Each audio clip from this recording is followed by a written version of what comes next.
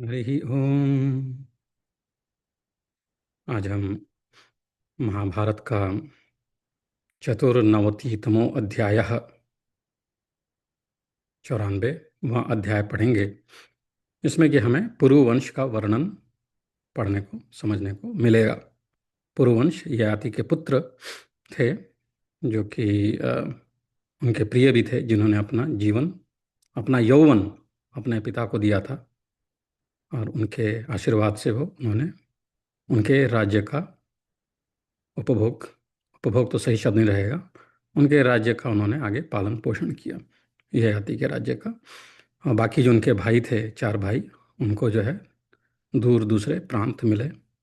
और जिस प्रकार से इस विषय में बताया गया उनके चारों भाइयों के बारे में, जो कि दूर प्रांत में गए, उनमें से किन्हीं ने यवनों के भी वो पूर्वज बने, तो पढ़ने में समझने में ऐसा लगा जैसे ययाति के ही पुत्र, एक शर्मिष्ठा, दूसरे जो हैं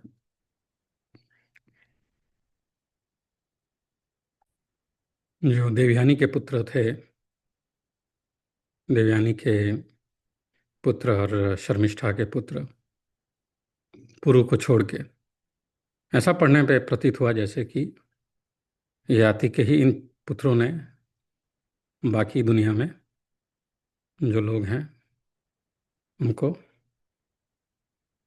उनको चलाया, या उनके वो कुल खानदान के हैं, ऐसा पढ़ने में प्रतीत हुआ। अब कितना सच्चा है वो तो नहीं कह सकते, पर जिस प्रकार से बताया गया है, पढ़ के ऐसा लगा कि शायद कुछ ऐसी बात इस कथा के अनुसार हो सकती है।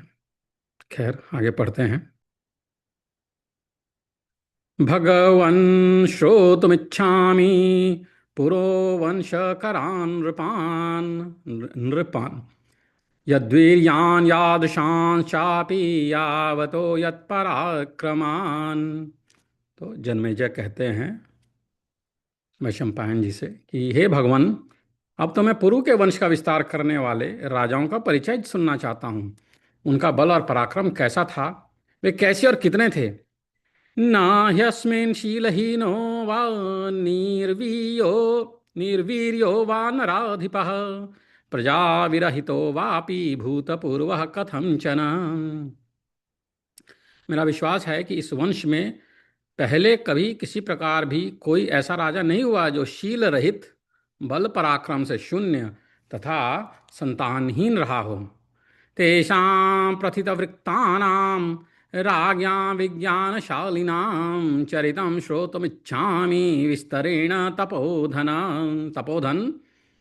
जो अपने सदाचार के लिए प्रसिद्ध और विवेक संपन्न थे, उन सभी पुरुवंशी राजाओं के चरित्र को मुझे विस्तार पूर्वक सुनने की इच्छा है।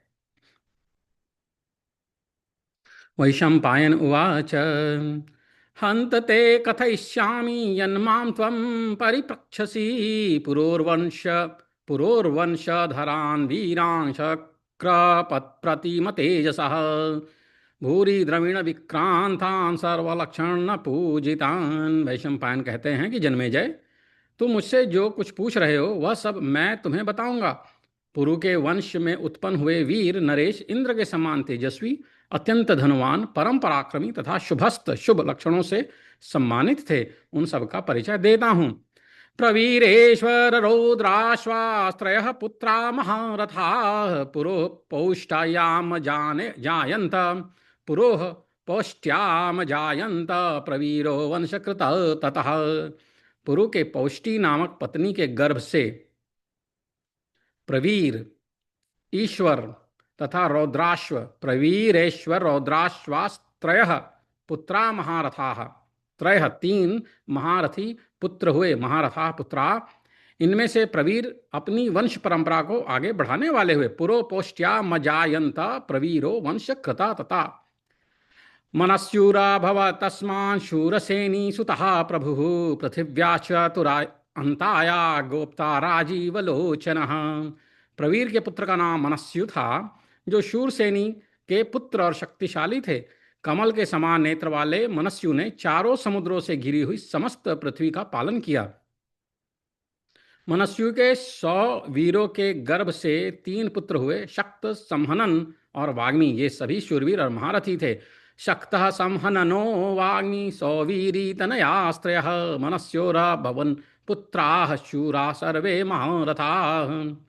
अन्वग भानु प्रभृतयो मिश्रकेशां मनस्विनः, रौद्राश्वस्य महेश्वासा दशाप्सरसि सूनवः। यजमानो जज्ञिरे शूरा प्रजावन्तो बहुश्रुताः, सर्वे सर्वास्त्र विद्वांसः सर्वे धर्मपरायणाः। पुरु के तीसरे पुत्र मनस्वी रुद्राश्व के मिश्रकेशी अप्सरा के गर्भ से अन्वग भानु आदि 10 महाधनुर्धर पुत्र हुए, जो सभी यज्ञकर्ता, शूरवीर, संतानवान, अनेक शास्त्रों के विद्वान, संपूर्ण अस्त्र विद्या के ज्ञाता तथा धर्मपरायण थे। ऋचेयुरथ कक्षेयुः कृकेणयुश्च वीर्यवान्, स्थण्डिलेन युर्वेन युश्च जलयुश्च महायशा। तेजेर्युर्बलवान् धीमान्, सत्येयुश्चेन्द्र विक्रमः, धर्मेयुसन्नतेयुश्च दशमो देव विक्रमः।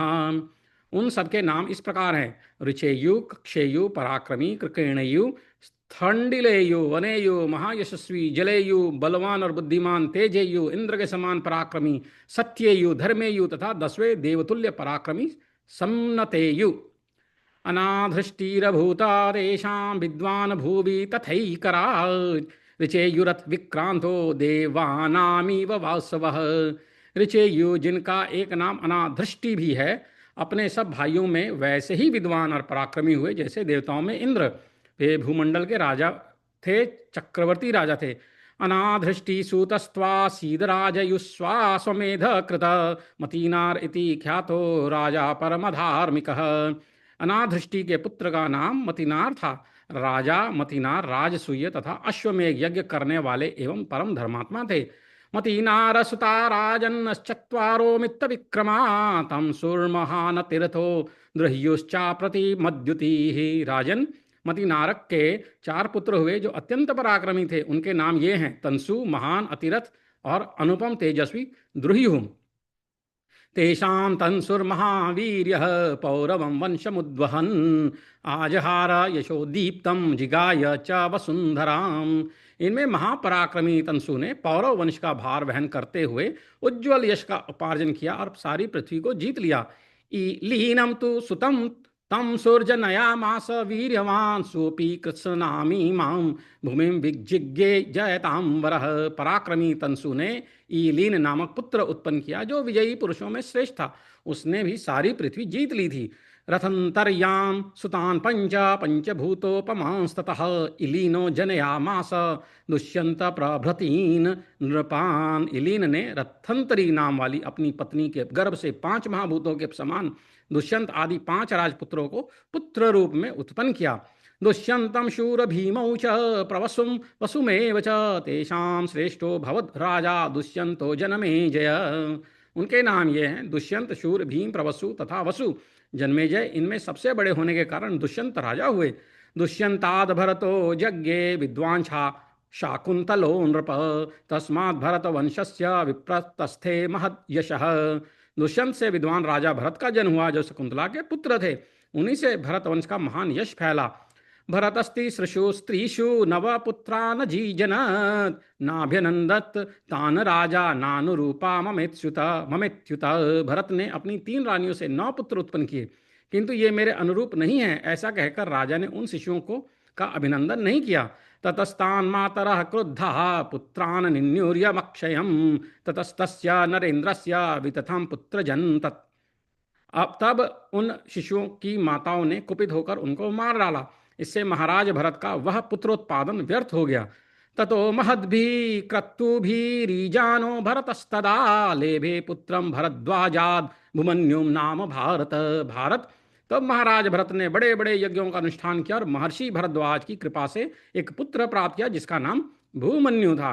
तथा पुत्रीणमात्मानं ज्ञात्वा पौरवनंदनः, भूमन्युं भरतश्रेष्ठ यौवराज्येभ्य सेचयत्।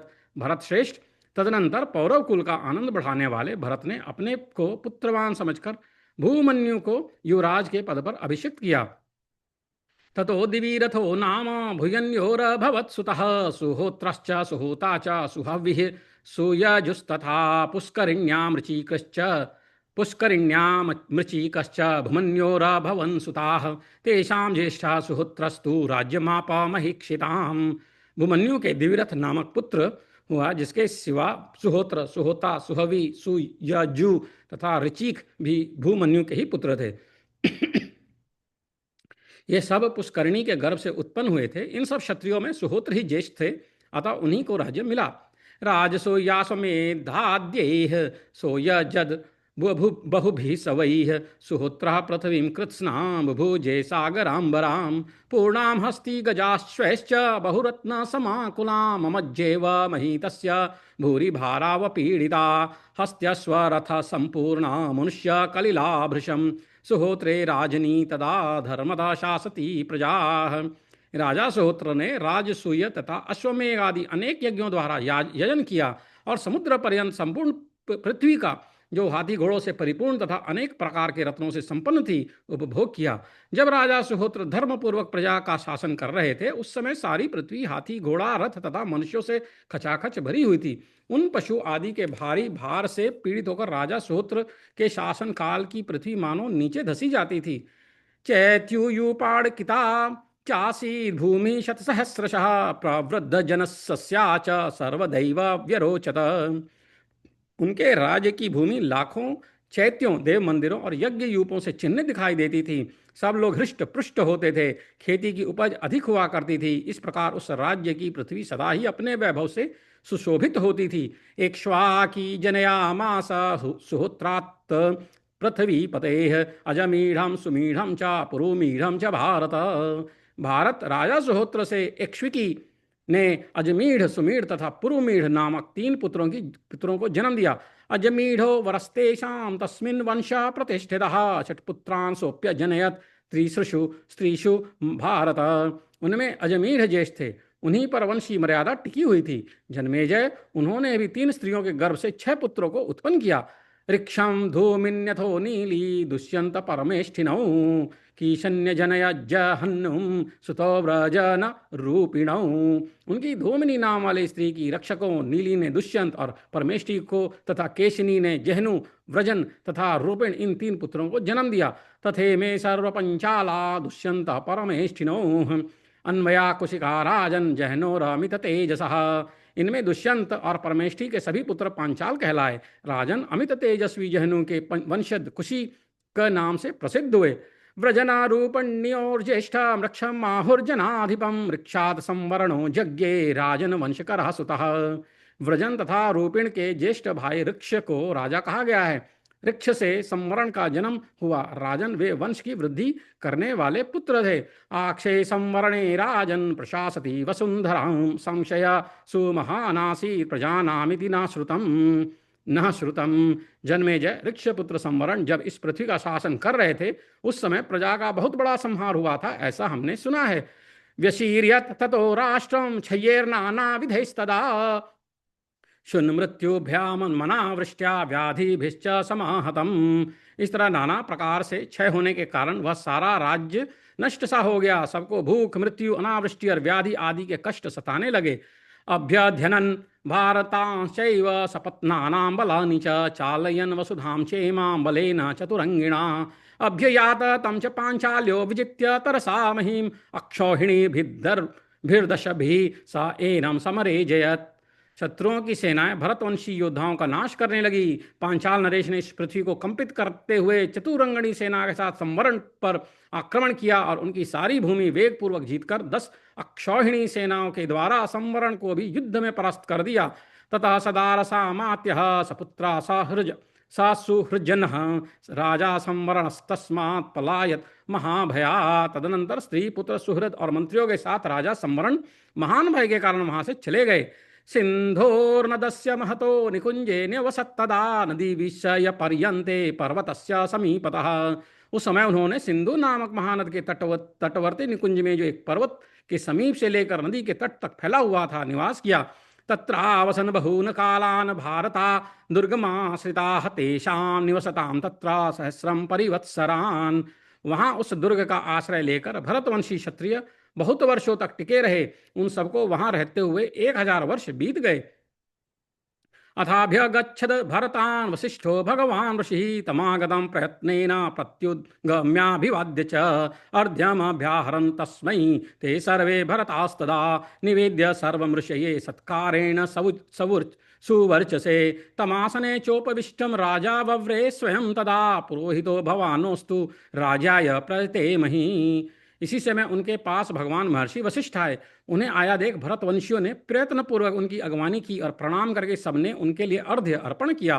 फिर उन तेजस्वी महर्षि को सत्कार पूर्वक अपना सर्वस्व समर्पण करके उत्तम आसन पर बिठाकर राजा ने स्वयं उनका वरण करते हुए कहा, भगवान, हम पुनः राज्य के लिए प्रयत्न कर रहे हैं, आप हमारे पुरोहित हो जाइए।